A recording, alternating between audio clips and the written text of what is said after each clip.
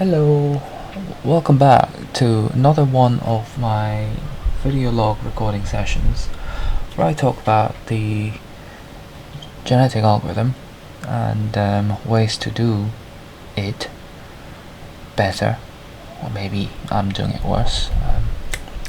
I don't know, but anyway, that's what I talk about in this series of videos. So here we go. The date time right now is 2025 September 9th, and the time is 18 past midnight. So I came late because in my very last video I one of my last comments was that I hope to record one of these again maybe in 3 to 4 days, and in my mind I was thinking at the latest in 5 days, but I had to figure out some stuff because most of what I've been doing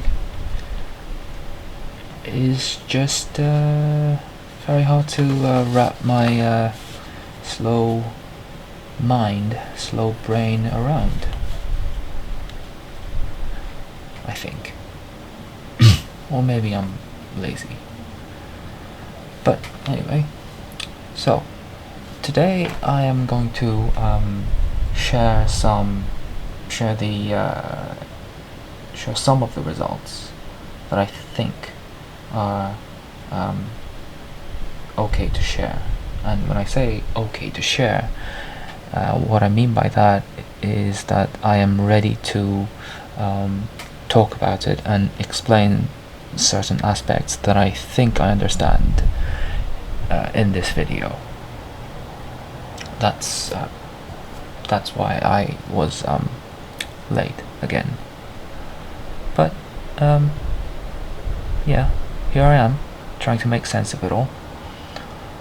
So, and while I am sharing these results, I will be trying to list out the differences between pseudo-chaotic and chaotic genetic algorithm. And when I say pseudo-chaotic, I mean pseudo-chaotic dynamic versus chaotic as well. So I haven't I really haven't come to that level yet where I can do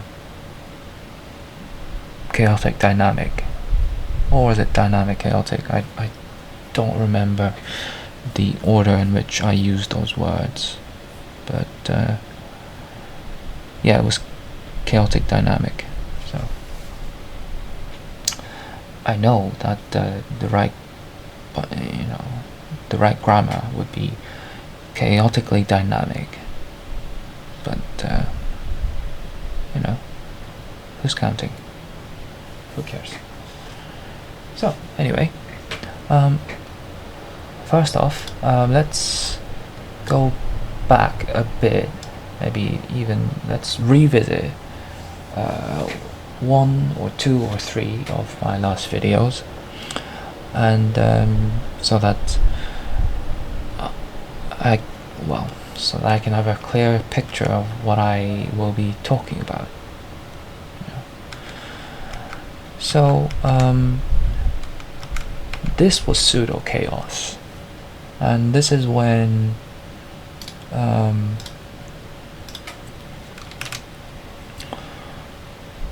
it takes a while to load, doesn't it? So this was when it's such a huge picture.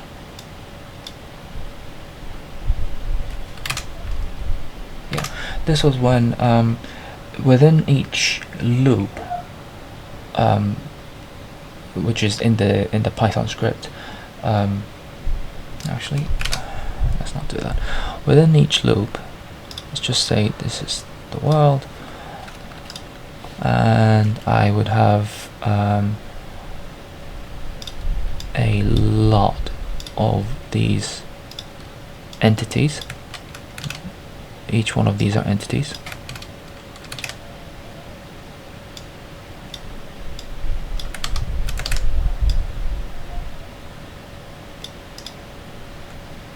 Seriously? Do I have to do this manually?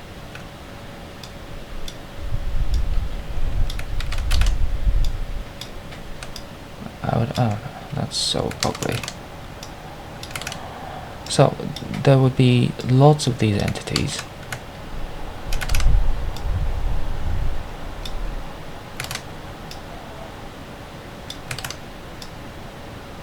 It's like hundreds and hundreds of them. And in one of my videos, usually there would be somewhere between 400 and 400 to 1000 entities, right? And per loop, which used to be called a generation, now with the chaotic genetic algorithm, with this, ever since the start of chaotic genetic algorithm, I started calling it a blip, because it should be, these two concepts should be, well, distinguished. They should be different. They are different, and they should be different. And I want more of these.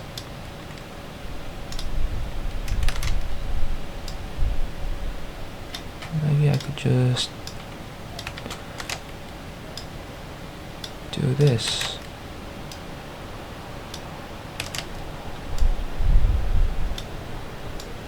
And then this, and then this, and then this, and then something like this, something like that, something like that. I know they're overlapping each other, doesn't matter. But anyway, so within each loop, per loop, the red, give me the brush. The entities encircled by the red line would be mutating. The entities encircled by the orange line, no, not orange, green line, would be learning from from one of the top entities, and entities encircled by the purple line would be procreating. So right now I'm explaining pseudo chaos, pseudo chaotic, and so within each loop, what would happen is that well, here we go.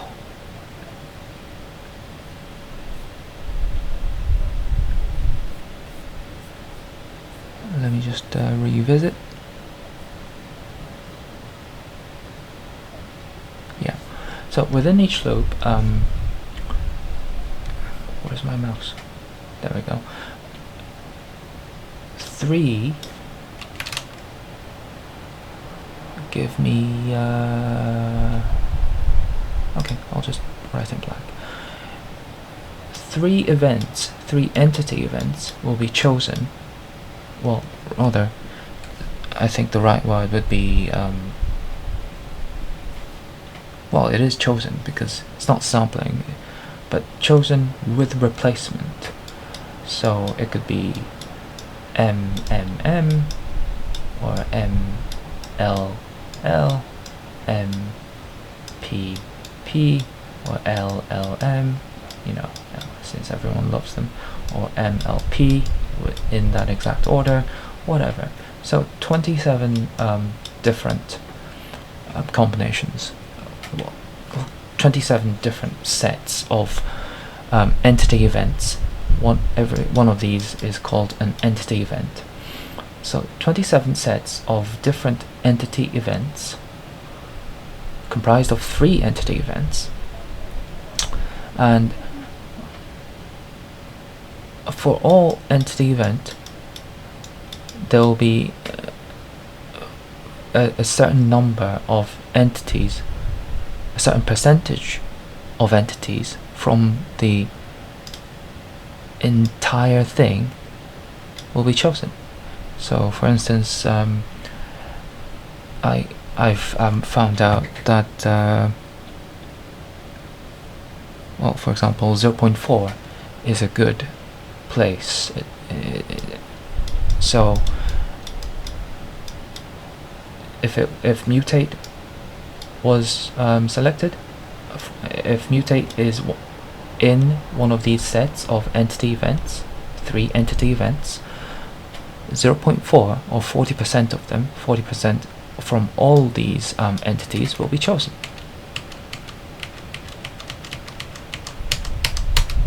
Really? Okay. So 40% or 0.4. And for learn, to learn from other top entities, it would also be 40%. And to procreate, it would also be 40%.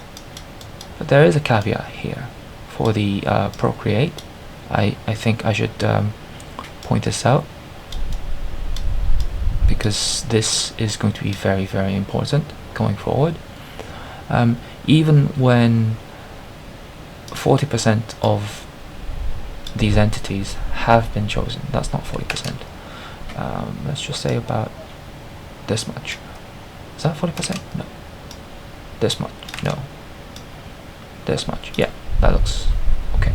So if this is 40% chosen to chosen as parents, in quotes, to procreate, it's not like all of these get to choose a mate and yield an offspring, because the way the loop works, the way each blip works, is that it was only set to allow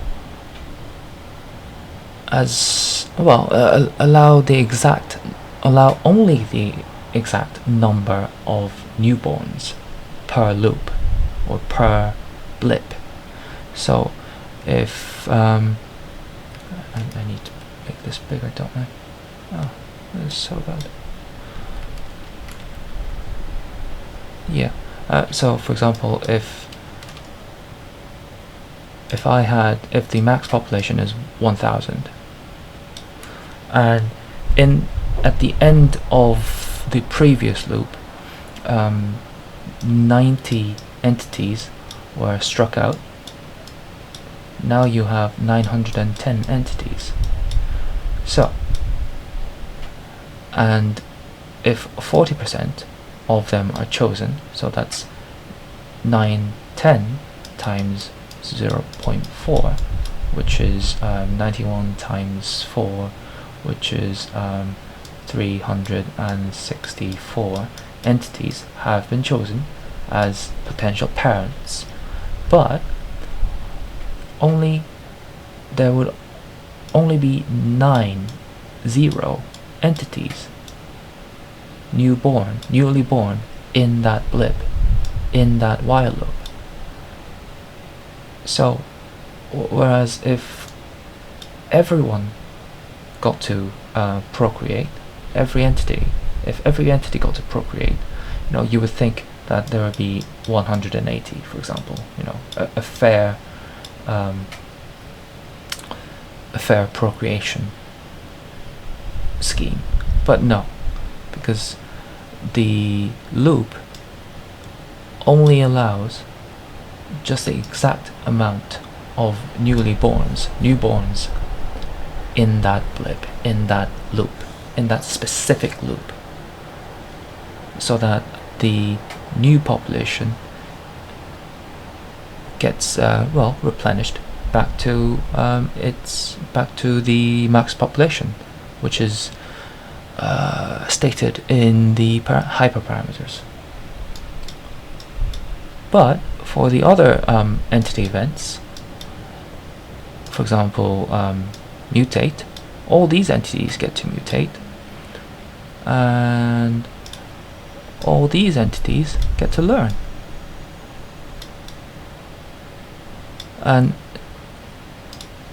look, if you look closely, there will be entities, there will be areas where they overlap. So some entities would, and there would also be entities that do nothing in that blip, which I think is fine,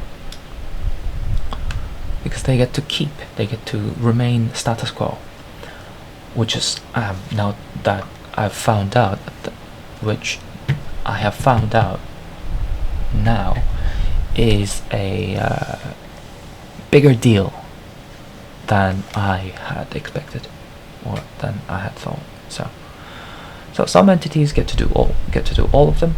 Some entities, where's my mouse? Some entities get to do 2 of them. Some entities get to do only 1, etc. And not always in the same order, because if it could be MLP, for example, and then in the next blip of the while loop, it could be PLM, or it could be PML, it could be LML, or it could be MLM, multi-level marketing. Don't go in there. Anyway, so that's how it works. This was pseudo chaos, or pseudo chaotic genetic algorithm. So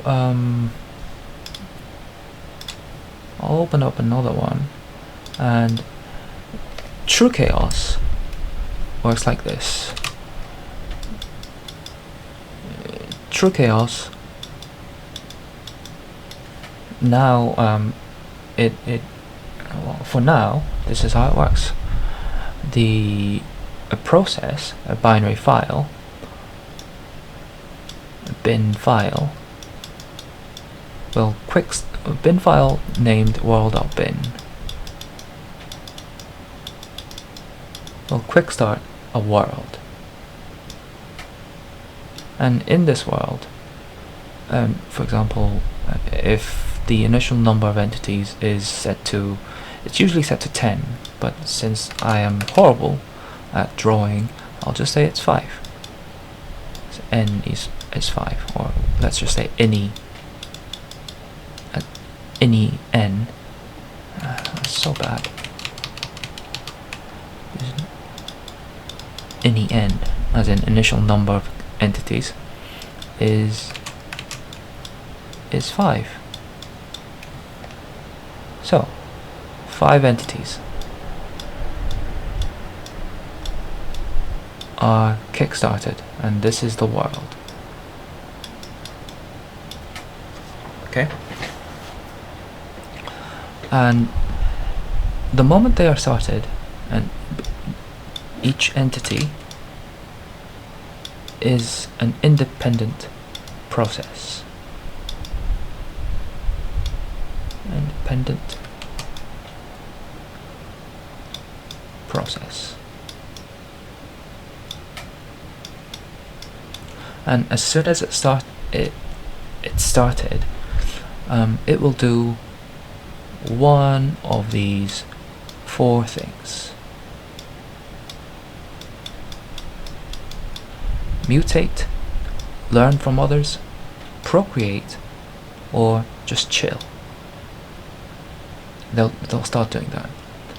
And like I said, chilling or relaxing is quite important. I don't only mean that in the philosophical sense, but it's quite important, I think.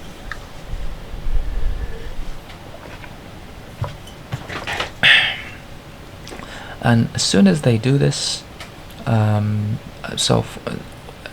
soon as they are as soon as they're started, and they do one of these four things, given some weights, with some weights given to them. For example, for now, the results I am about to show today probably used somewhere where used weights that are somewhere between like 0.32 what was it 0 let's just, because these weights are relative, I'll just write out in just numbers, not decimals, whole numbers actually. 32, 11, 2 and 55. They're relative. They don't have to add up to 1, or they don't have to add up to 100. Yeah, but I try anyway. But sometimes if it's easy, I just break that rule that I made and just write whatever. Does this add up to 100? 57? 43? Yeah, it does. But anyway, so and then if you notice here, only 2% of the times entities will get to procreate, and that's because if the weights, if the other weights in comparison to the weight for the procreate is too small or not big enough, the number of entities just explode. And this is a problem because usually the max population, which is one of the hyperparameters, if it's set to 100, usually, and with the way I do things right now, there would always be around 200 processes or entities running.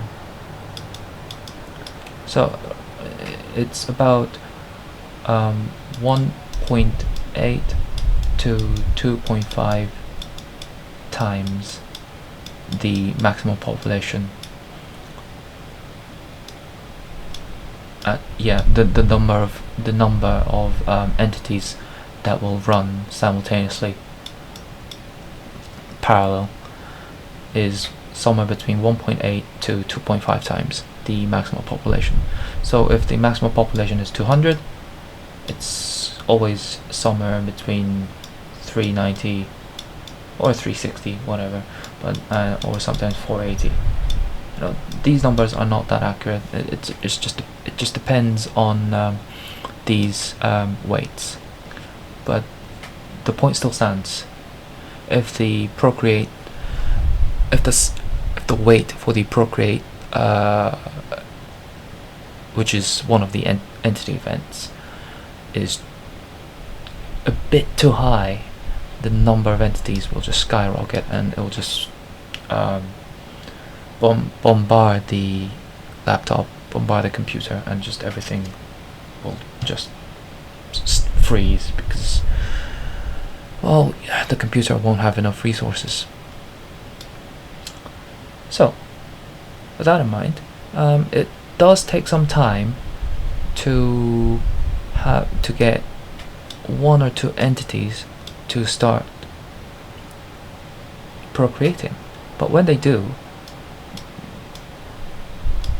they give birth to one entity, then they maybe two of these, whereas some other entities just either mutated or chilled or learned, yeah, something like that. But as soon as these new ones are started, they do the same. whereas this one's also doing its next thing, because they keep continuing, they keep existing until they are, hold on, I should mention this later, and they can again procreate, they can mutate, they can procreate again, and then another new one, another new one, and then this one might procreate again, which means another new one. So this is a lot like when you have a nuclear fission and you have a chain reaction, that and then two more can come out, and then they travel fast to another atom, and then these give off new bullets, I should say, that hit other atoms, and then they hit, and you get what I mean. So it's a chain reaction, but in this case it's a bit slow to start. But when it does start, because every entity or process is running constantly without almost, no downtime, the number of entities just explode. They always explode. Yeah, the number explodes and your computer just comes to a halt. And when it does come to a halt, it's not a pleasant experience, because you have to do your best to terminate all processes, and when your computer is actually slowing down or freezing because there are too many processes, you cannot actually start a process to terminate all the other processes. You have to wait, so you have to be constantly typing in the terminal command to terminate the running processes. So these start, and when this happens, the number of entities will just explode. It's not just these. If these still exist, they'll also do that. So exponential growth, in a way, until the entities on their own individually are either limited, as in limited out of the population, or struck out. And these two things happen these two things that happen are not incorporated in the world binary file, in the world process, but they're in the entity process. So within each loop, because the world is a loop and the entity process is also a loop, and within each loop of the entity, at the very start, the entities will check if they should be limited out of the population or be struck out. Struck out as in their some constraint values being above the maximum constraint. CST/RNT. So even when these two things happen per loop within each and every one of these entity processes, the number of processes that run or that are running while the world is going on, just running on and going on, is almost somewhere double the maximum population. So if I set this to 400, max pop to 400, I would get 800 plus processes, which is not great, and I'll explain that later when I list the differences. So that's how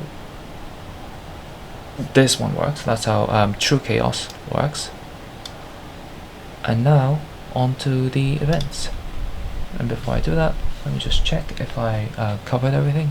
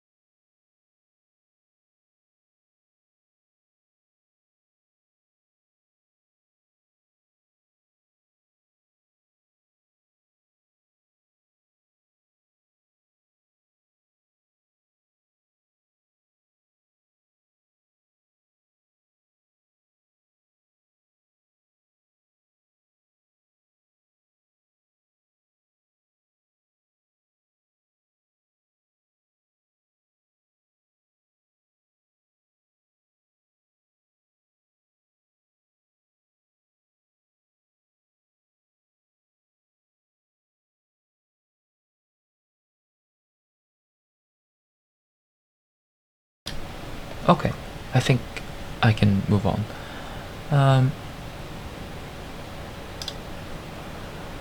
Yep, that's okay. And so first I am going to show, well, kind of revisit the results that I got when using pseudo chaotic genetic algorithm in one go for 100 items.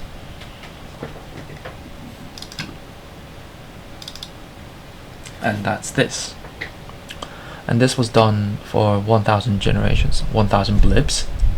It's so hard to not say generations now because it kind of stuck with me. And in this case, the maximum ever was 2860, and in the current setting of with the items and their utility values and the constraint values, the true ceiling is 2865.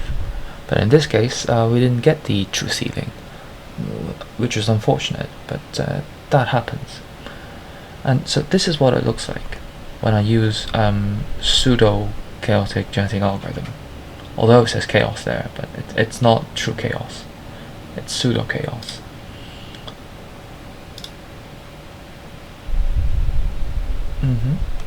Hold on.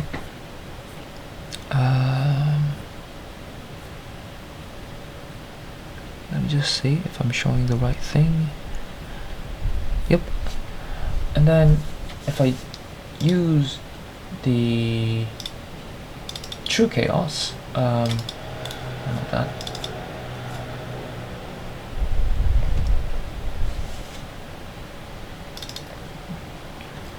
These are what I usually get.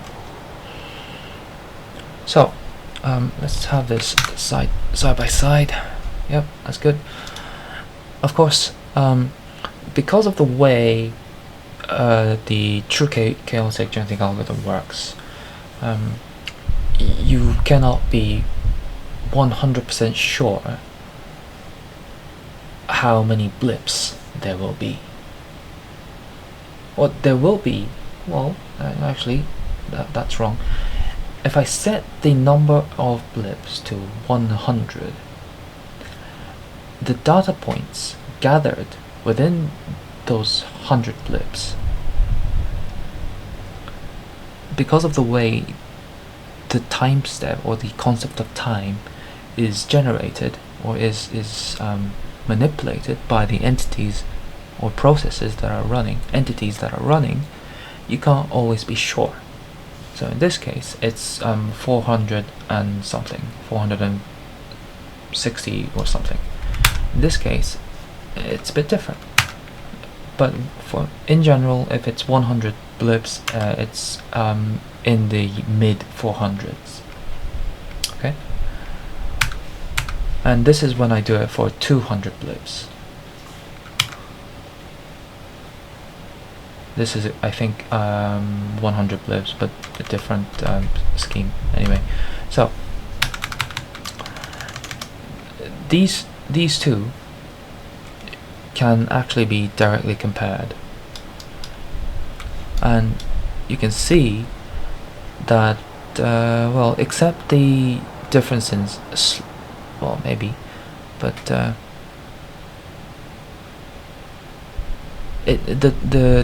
size of the slopes do look a bit different, but it could be because they're on a different on a different scale.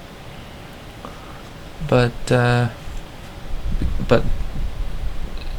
that difference itself, or those differences themselves, could be coming from the difference in how the concept of time works. So we can forget about that for now. We can just leave that, not forget about it, but leave that for now. What we should pay attention to is how, well, for now, these two results look very similar. So I could say that I have actually made a version of a true chaotic genetic algorithm that works. Hooray. Well, not so fast, because on the left, if I do this, it takes about 20 seconds. This takes about 20 seconds. Whereas on the right, this takes at most 45 seconds for 100, or yeah, for 100 entities. Same here. And because it's so, I'll say it now, but I'll elaborate later. I'll try to elaborate later, or I'll try to rant about it later, rant more about it later. Having 100 entities or 200 entities is very, very expensive. It's very compute intensive. It could be because of the way I do things. It could be that the way I do things now is very inefficient. That's always a possibility. I wouldn't be surprised. And of course, I already know how to do very quote-unquote efficient genetic algorithm, which is to do things in a pseudo-chaotic way, because they're just faster. But since this is more intriguing, I stuck with it. But anyway, so on the right takes 45 seconds at most. On the left takes about 20 seconds, but a lot more. Well, the variance in the time it takes is a lot smaller on the left as well. So this could take somewhere from about 20 seconds to 22 seconds. On the right could take about 34 seconds to 45 seconds, depending on how things play out. Because you could always start with so few entities, but in some other iteration, in some other run, you could just start with more than you would like number of entities. So that's why it could in theory take longer than expected.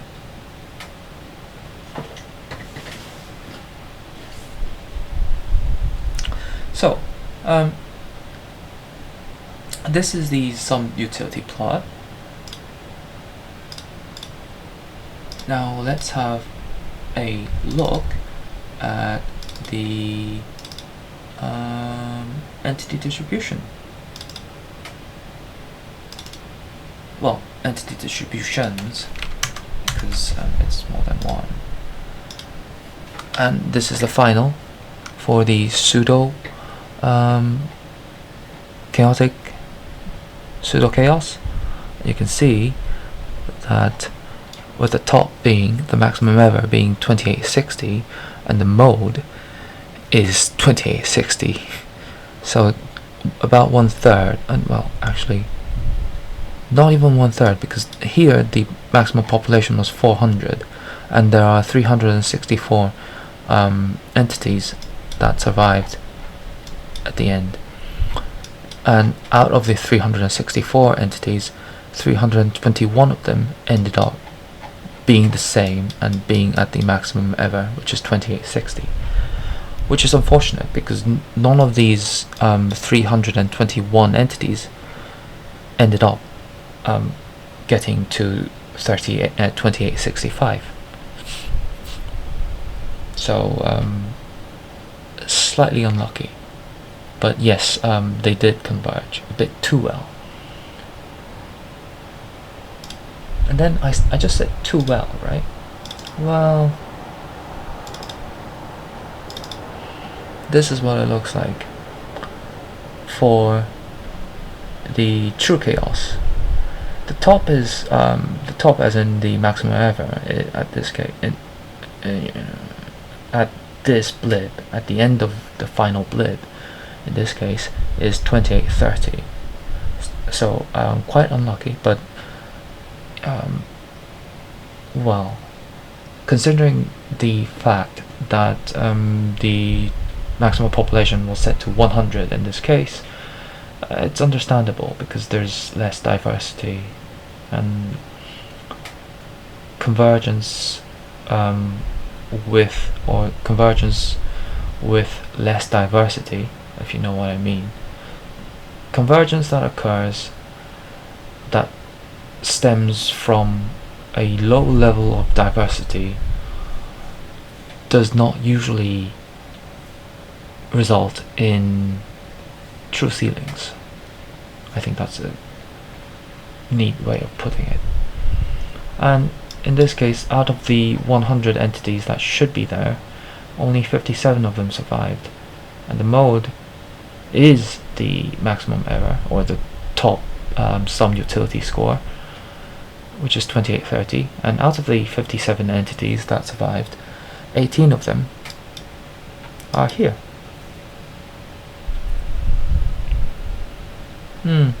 Which is kind of better than that, but we could do better, a lot better. And then you might say, oh well, or I might say, I would like to know what happened as they were getting there. So I did. Oops.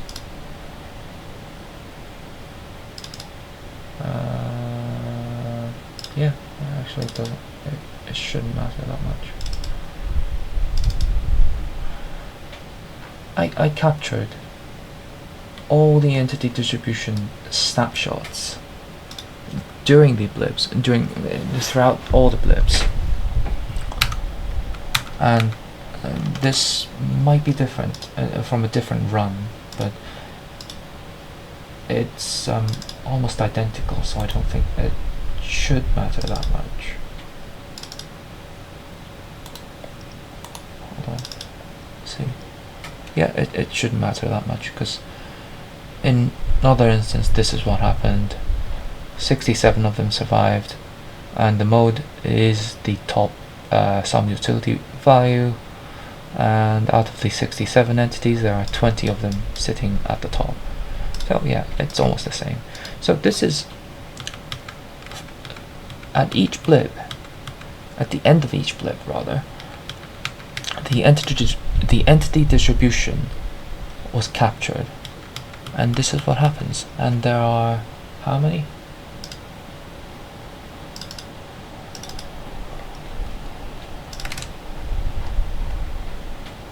$473. Is it 473 or four? Yeah. So because we start from blip number 0. So here we go, and you can just see the distribution shifting to the right as the blips go on, as time goes on. See, something happened from here to here, you know, there was a leap, and then we keep going to the right. Nice distribution, and then yeah,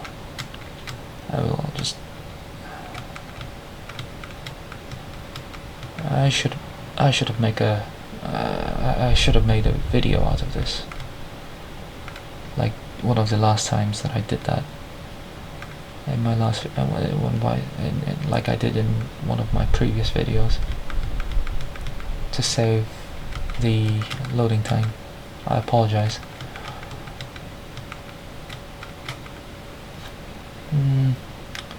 Yep, we go on, and then again you can see that something incredible happens, and then we move to the right again by a huge amount. We keep moving to the right, 183, like 40% there, 40% of the way there, and then halfway here, almost halfway. And we start seeing the convergence here, or some almost over converging. But even right now, the top value for here right now is 2700. So we still have a long way to go. Or the entities have a long way to go.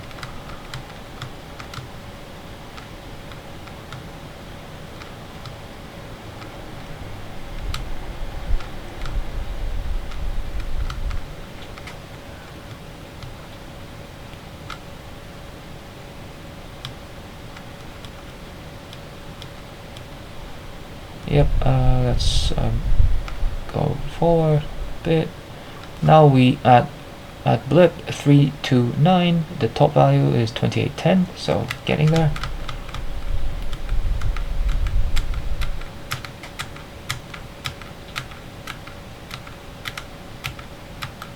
$28.25, as you can see right here, and the current population is 76. 69, 70, 75, 77, and then we're still here, but this is very odd. They're like actual outliers. How they learned. Look at that.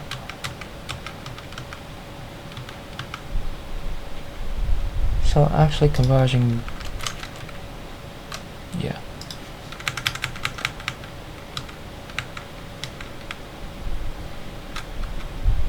$394.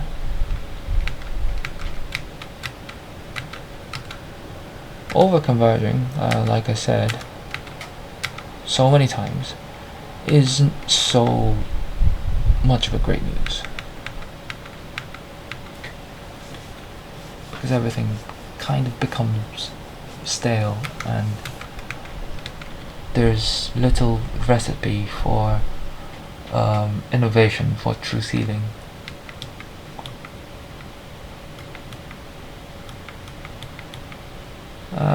The bin size is a bit off. That's why they look like they're over converging. But anyway,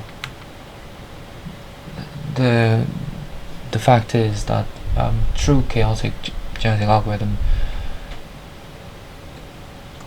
when using true chaotic genetic algorithm, entities do tend to converge way faster.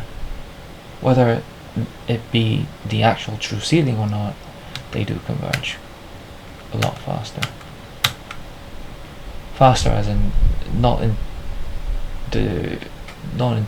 terms of time, but in terms of blips or time steps. How many are there again? 473, so almost here. See, yeah, here, if out of 100 there are 85, well, out of 100, 85 entities survived, and 27 of them are sitting at the top sum utility value spot. but none of them actually are bothering to mutate onto the true ceiling, where the true ceiling is. But yeah, this is it. This is how these are the entity distributions throughout the blips. So I've just said, or I've had this doubt, or maybe I should say I've just had this thought that true chaotic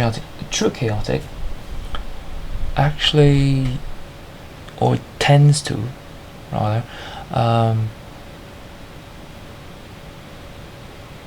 tends to make the entities, or force the entities, or allow the entities to converge too quickly. So, and the mechanism that these entities use to get higher scores, higher sum utility values, without being struck out, in this case, in the evolution scheme that I'm using, is there's M, there's L, there's P, and because the procreate function being used is random, and because mutation is also kind of random, although entities will have different mutation rates depending on the rank within the world at that blip, the only significant way of converging or getting higher sum utility values is learning. So, and so far, the entities, when they choose from which entity they learn, was from the top 10%. If this is where the rank 1 entity is located, and this is out of 100 entities, this is entity 10. Well, no, not that. This is rank 0, as in the first guy, and then this is rank 99. Supposing that there are 100 entities at this point in time, and this is R9.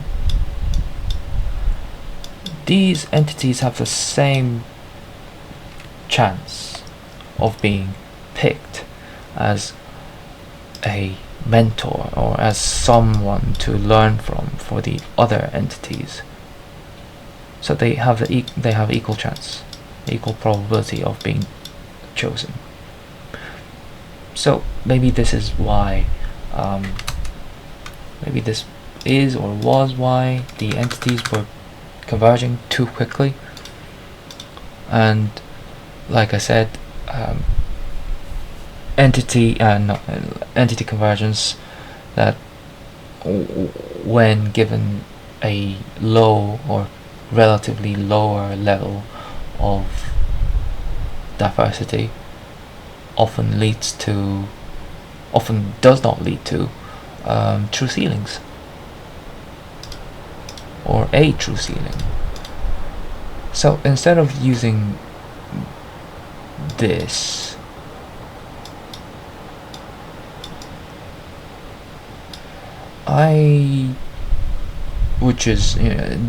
instead of using this to choose the elite, I don't know how to spell elite. Wow, that's a new law. Elite, given a percentage, which could be 10%, or which could be 15, which could be 25, which could be 30, whatever. I instead tried something different, where it could be where the chances of being picked as an entity to learn from could be calculated in a similar manner, similar to when I calculated the learn rate.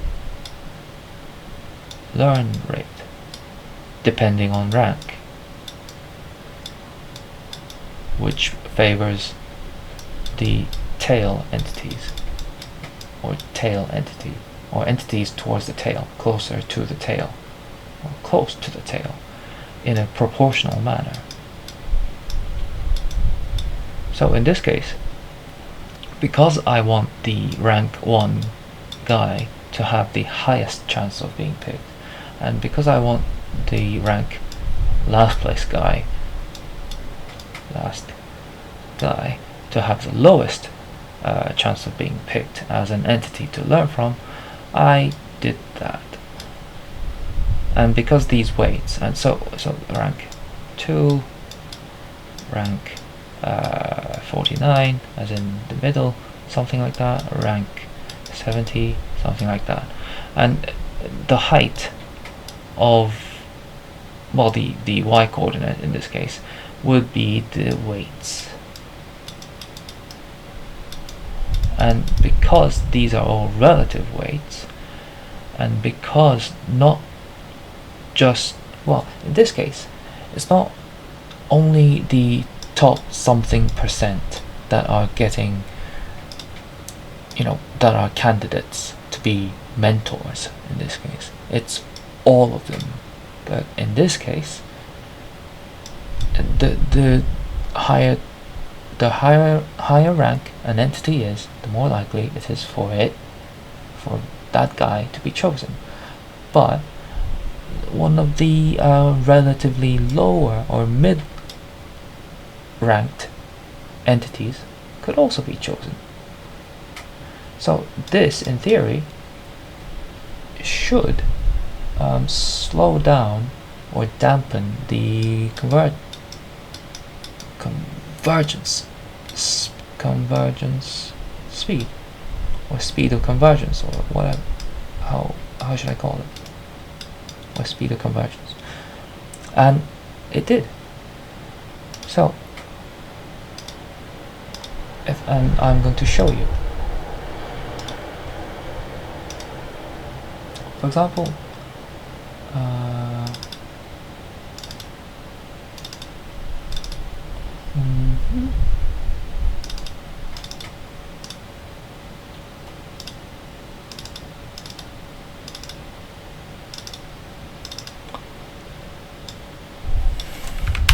on the left is what we've seen about 15 minutes ago.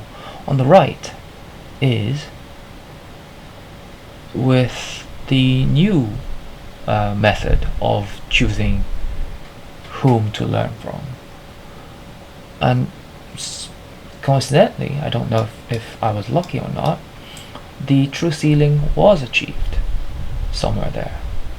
But if we zoom in, the score for the top entities just fluctuate ever so much.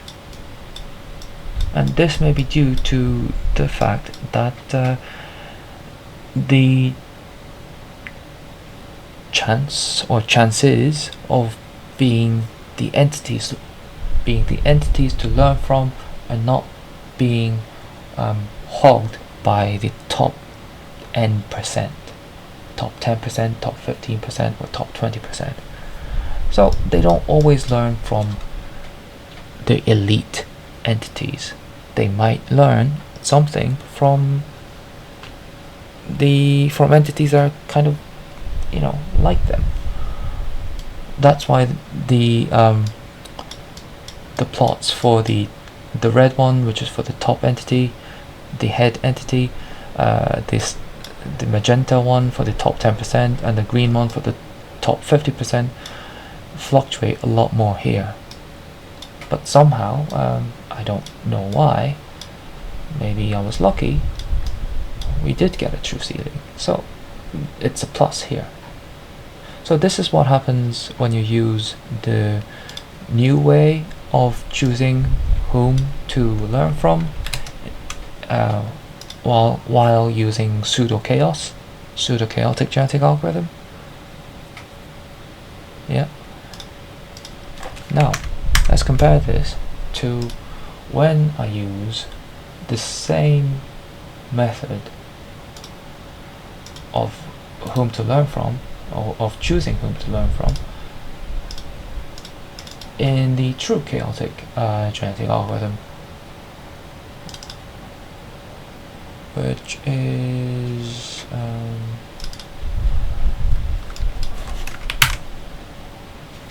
not this.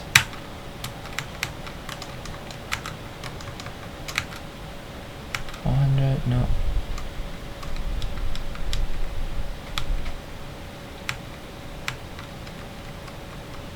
Yep, I think it's this.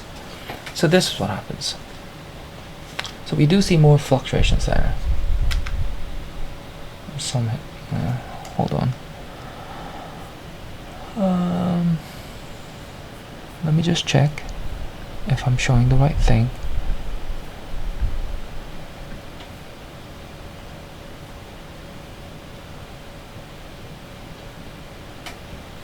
Okay. Yeah.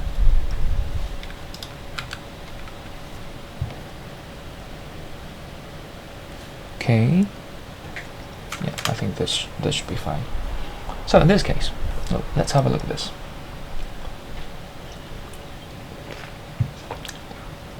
We do see higher fluctuation compared to this, and a lower, a less steep climb in the slopes for the top entities. Same here as well. So I could, and in this case, the maximum ever. Hold on. Yeah, in this case, no, here. Sometimes the bottom entity or the tail entity just falls quite dramatically, like that. Yeah, so less steep, not less sleep. I do need to sleep. So clearly, slower convergence.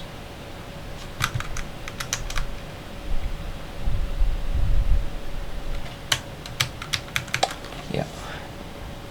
So let's have a look at the entity distributions. Let's compare that. Yeah, let's do that. So chaos, entity distributions, there we go.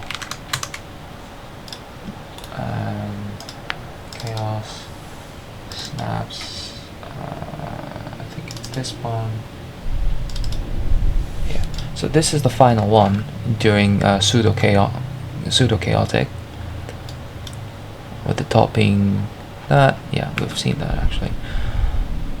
No, actually no, we haven't.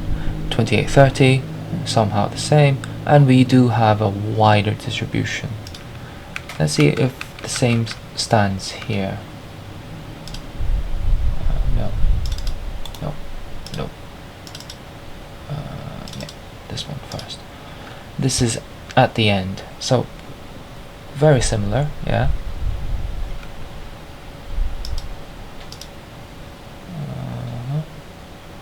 Oh yeah, and in this case, the maximum population was set to 200, which is still half the maximum population here as well. I had to increase the number of I had to increase the maximum population so that I could have a denser entity distribution plot. Because if it's only 100, I'm going to be getting like a lot stumpier or a lot wider bin sizes that are not actually accurate. But anyway, the distribution is on each side they're kind of similar, yeah. But let's have a look at the steps. This is the first era, pseudo chaos, first era, second era, third, fourth, sixth, 7th, 8th, 9th, 10th. Yeah, last. Snaps. and in this case, snaps.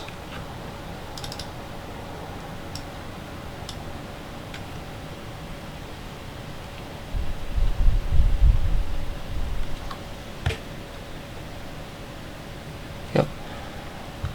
In this case, there are 338 snapshots.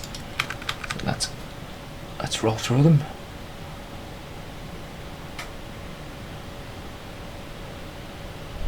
Yep, we're making leaps, we're making jumps, so we're shifting to the right. And one thing to note here is that although the maximum population is set to 200, because everything is so chaotic and unpredictable, you just cannot always have the exact number equal to you cannot always have the population set exactly to the maximum population, or you will end up with more entities than what the maximum population suggests. But that's okay, because as soon as this snapshot was taken, and then the entities will just keep rolling and rolling, and if there are more entities than the maximum population suggests, they're more likely to be limited out of the population if they're not struck out before that. So going on,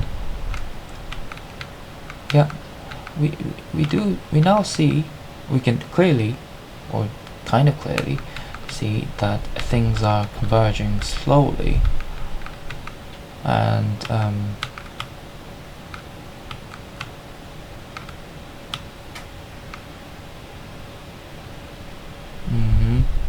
mode.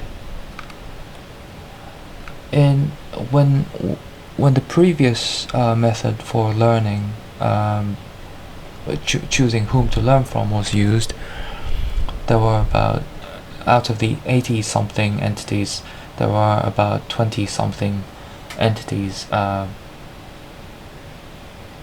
were the mode, and the mode being the top summed utility score.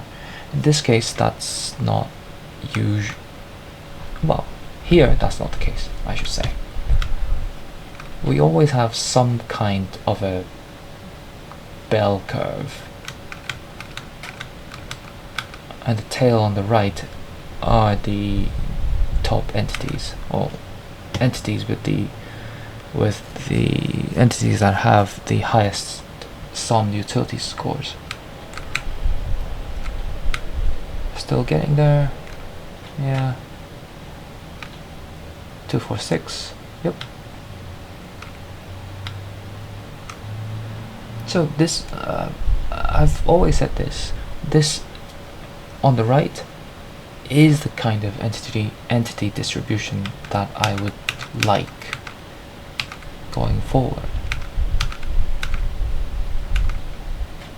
Because in order to guarantee a higher chance of hitting the true ceiling, over-converging is not ideal. So you always want a very robust mid-class or mid-range or mid-rank entities, and some some relatively lower ones, and then a few high ones, highly ranked entities as well.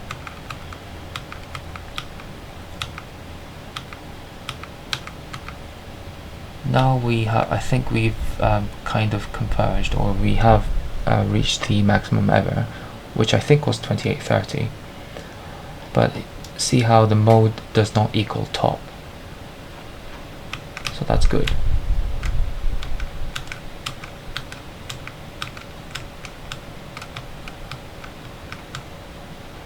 How many were there? Yeah, almost there.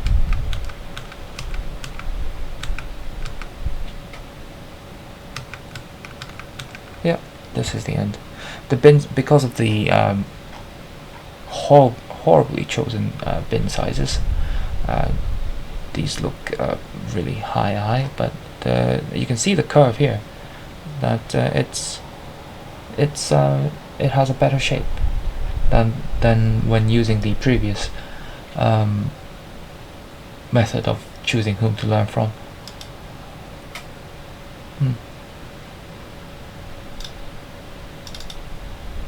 What was this? Same thing here, I think.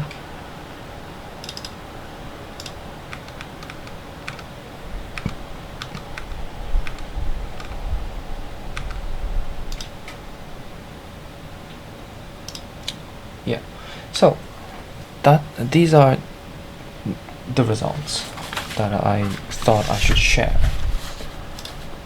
But here's the thing. So why do this? How what are the differences? And of those differences, what are the cons or what are the pros? I said cons first, but pros and cons and pros. So let's try to make a list of those. Is this? Yeah, whatever. Yeah, what happened? Okay.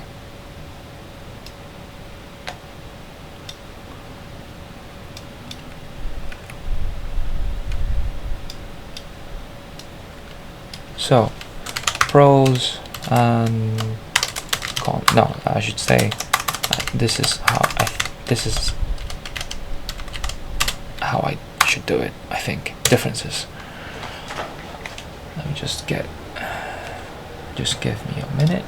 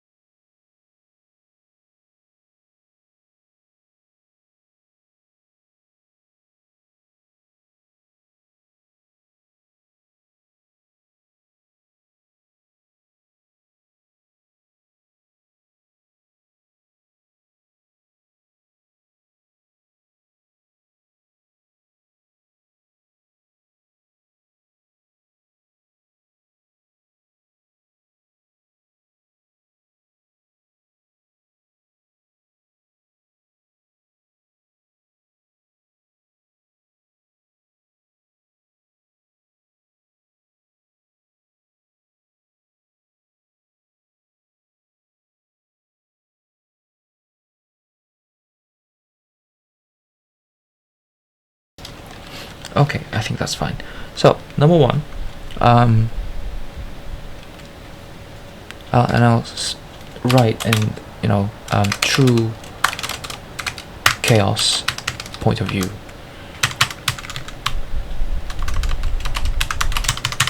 Number one, it converges faster convergence, and this is because entity or process, entity which is a process, is constantly running without downtime, or almost without downtime. Almost without downtime. Whereas in pseudo chaotic genetic algorithm, although entities are chosen, although the entity events are chosen for the entities, at random, they do have to wait for that blip, for that loop to go through and end, so that they could so that they could do something else in the next blip. So they have to wait until that blip is over. Once they do that, they're just there. They're just waiting. Of course, there are entities who will chill, but they don't do anything in that blip. But the entities that do something will do those things, or do that one thing, 1 or 2 or 3 or even 4 things. But when they're done with those, they have to wait until that blip is over. Whereas in true chaos, they're always doing something. So it means faster convergence, at least a faster convergence. Another difference is that they're all independent entities. They're independent as in independent entities, independent entities as in independent from the world. Until the world is over, of course. Until the world is over. In which case the world force quits all the entities, processes.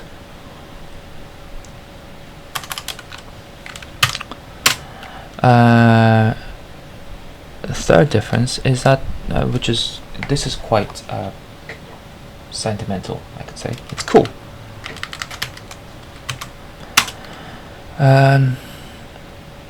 Another difference is that I should change the order. Another difference is that true chaos requires more overhead, and therefore it cannot incorporate as many entities as pseudo chaos. So it's less diverse in nature. Of course, I could do 400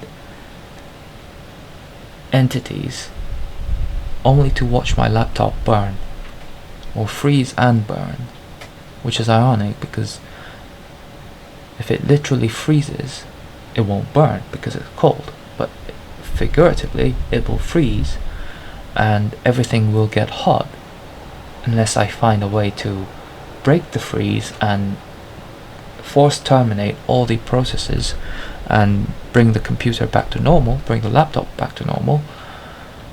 It will burn. So if I want to stick to the limitations that my hardware and software and the way I do things provides or enforces on me, there will be less diversity, or lower diversity, I should say. Lower diversity. And another thing is that it's more complicated to actually code this, to actually program this. Even for someone who is experienced, even for someone who's an experienced programmer in C, this would be harder, because I'm trying to move from this concept, which is just doing everything in one go per loop, to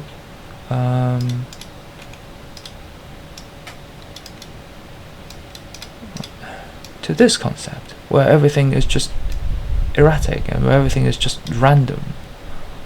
So it's more complicated.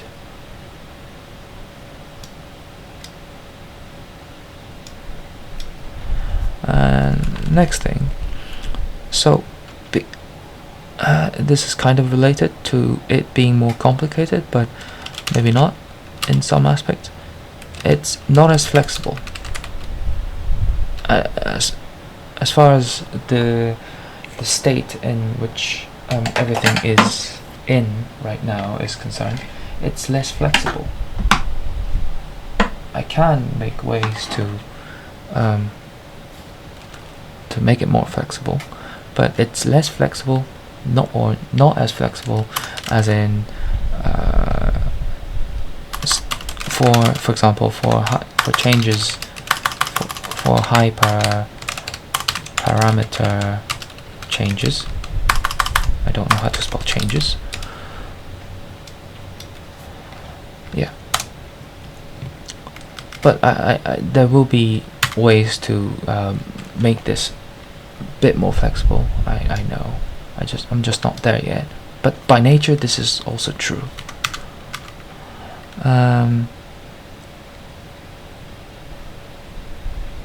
Of course, because of that, it's harder to implement structural. Is that how you spell structural? Structural changes as well.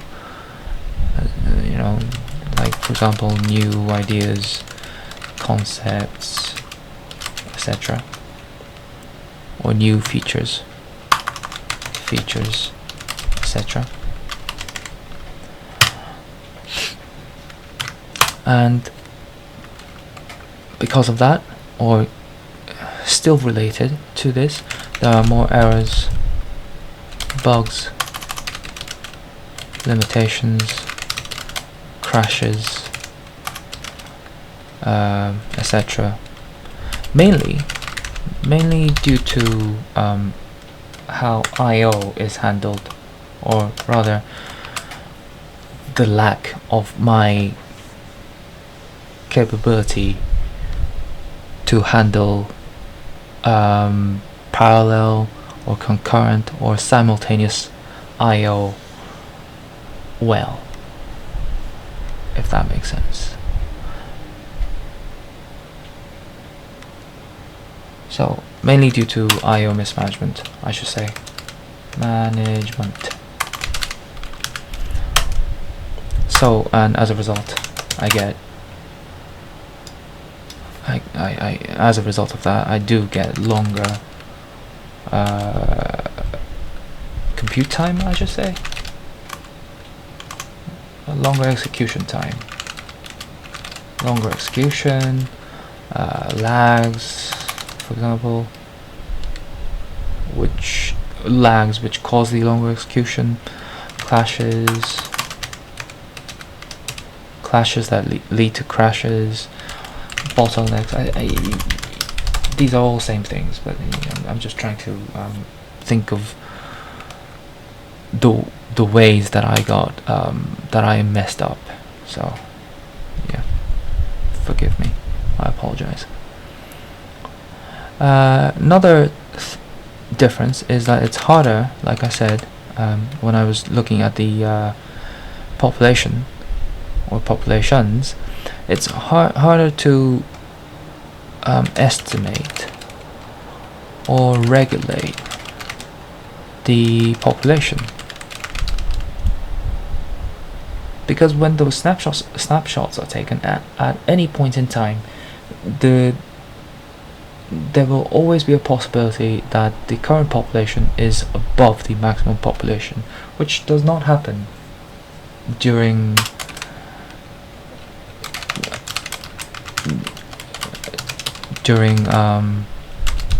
pseudo chaotic genetic algorithm, or any kind of genetic algorithm that I have done so far happen anywhere else.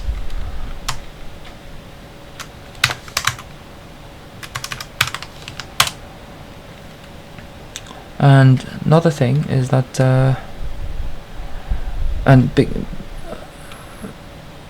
in order to tackle, oh my god, what did I do?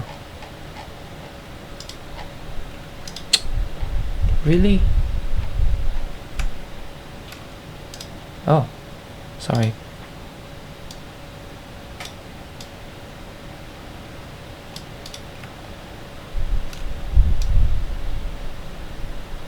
I'm so bad at this. So I should just do this. No, I'll just do this. So in order to tackle this issue, harder to I missed out the 2 there. I'll just harder to. Okay, cool. I'm a stickler for rules. No, I'm not. So in order to tackle that, I need to manage the number, or rather I need to manage the variable called numCreate, which is the number of entities, or rather which is the number of newborn entities. But I can only do this in the non-chaotic setting or settings. I could. This is still possible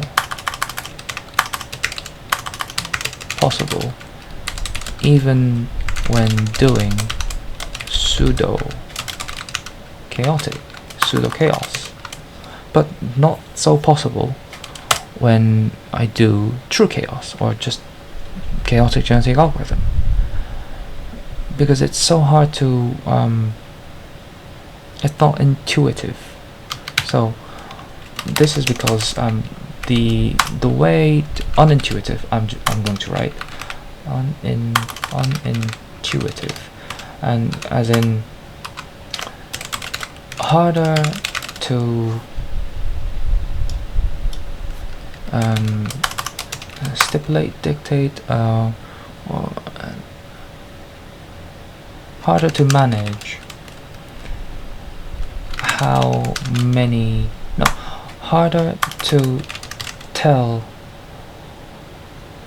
how many newborns, how to tell the entities that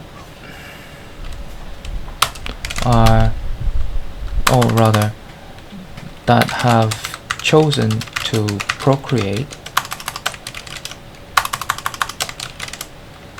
really, and unintuitive, as in it's harder to tell the entities that have chosen to procreate not to.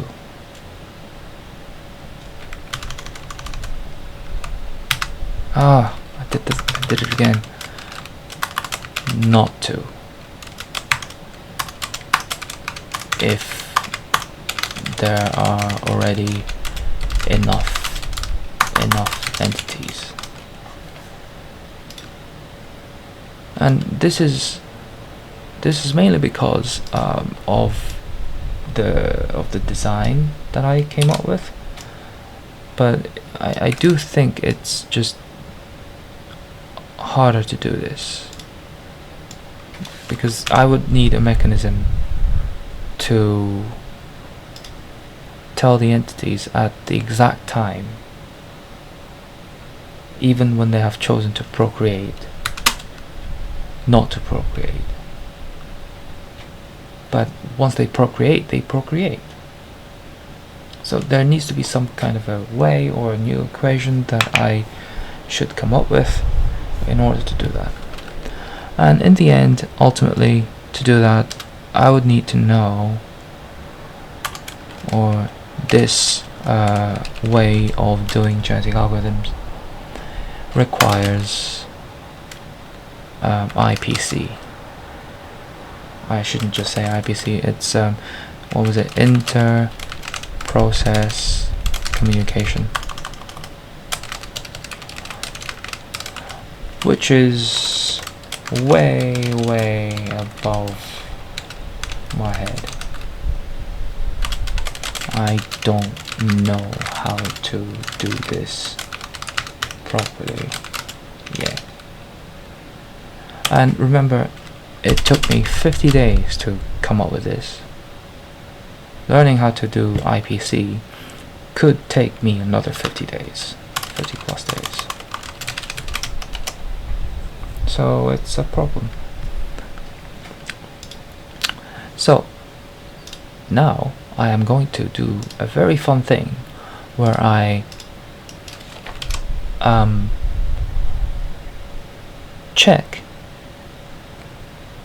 the pros and the cons with different colors. So faster convergence, I think, is a pro. And blue will be a con. Faster convergence is a pro in most cases. Independent entities is also a pro. It being cool, I think, does qualify as a pro.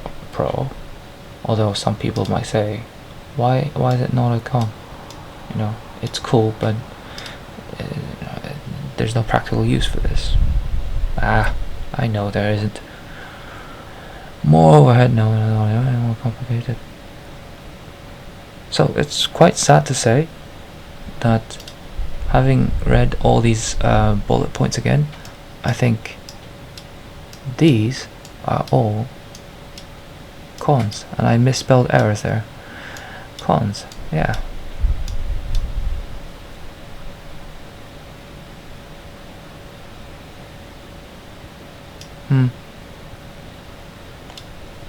And the biggest downside, the biggest con here, I think, is this. More overhead,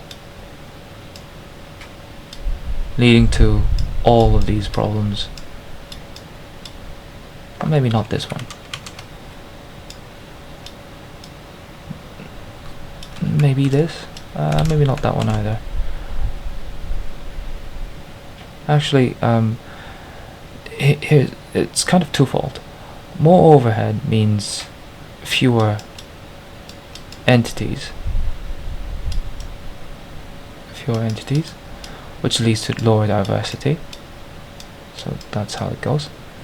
And because it's more complicated,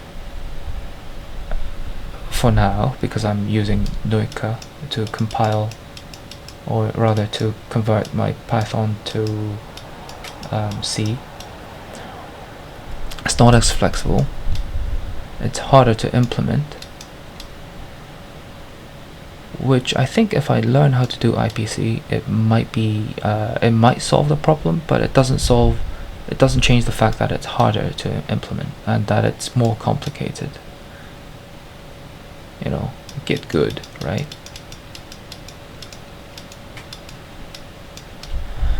Anyway,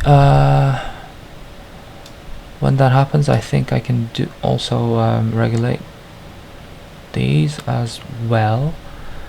You know, if I were to make this more advanced.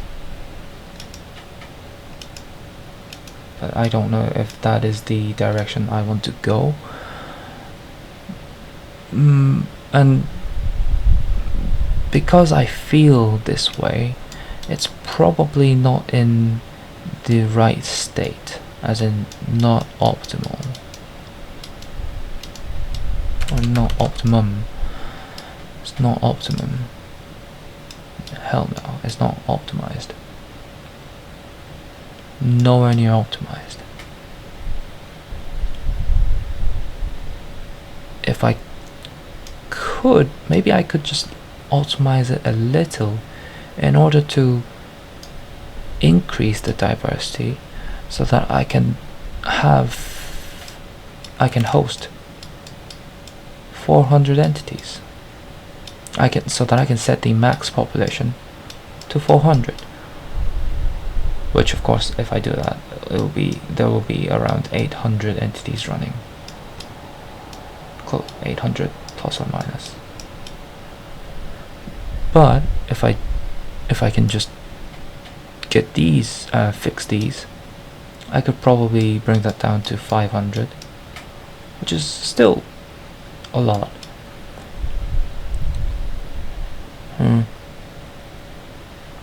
Yeah. However, the thing that I should do right now is I still haven't changed my code to incorporate the idea, or rather, it's not able to do dynamic genetic algorithm yet. That's why I've only shown this, not this. But even doing this requires a lot of changes to the Python code. Some more features or all changes to the structure, so that I can have those changes in the hyperparams, which is in the JSON file actually. Oops, which is in the JSON file. So yeah, I need to make it chaotic, dynamic first, and then maybe look to optimize just a little. Optimize just a little. Okay. Yeah, I think that's about it. Wow, that's 96 minutes. Oh boy. No one's gonna watch this. Definitely. But anyway, I had to vent. I had to rant and vent. Thanks for watching, and thanks for listening or watching or clicking. That's about it. See you next time. Bye.